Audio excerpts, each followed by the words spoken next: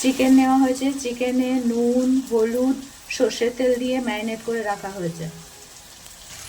কড়া গরম হয়েছে, পেঁয়াজ দিয়েছি, পেঁয়াজে একটু চিনি নুন দিয়ে ভাজতে দিয়েছি।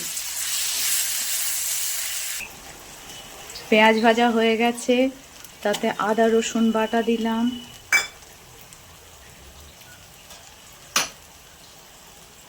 বাটি ধোয়া জল দিলাম,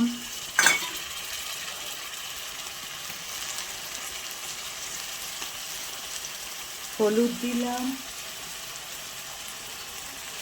কাশ্মীরি লঙ্কা গুঁড়ো দিলাম,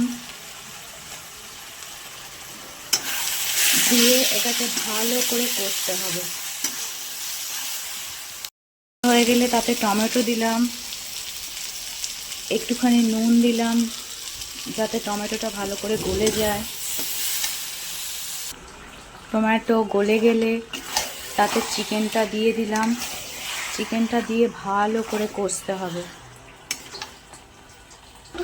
মাংসটা কষা হয়নি, এখন আলু দিলাম, আলু দিয়ে কষবো।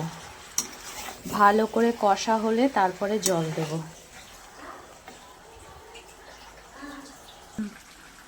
দেখো বন্ধুরা, আমার মাংস ভালো করে কষানো হয়ে গেছে। এবার এতে গরম জল দেব। যেহেতু মাংসের ঝোল করছি সেহেতু জলটা একটু বেশি করে দেব। একটু ভালো করে ফুটে গেলে গরম মশলা দিয়ে নামিয়ে নেব। দেখো বন্ধুরা, মাংস ভালো করে ফুটে গেছে। এবার গরম মশলা দিয়ে দিলাম। গরম মশলা দিয়ে খানিকক্ষণ ফুটিয়ে নামিয়ে নেব।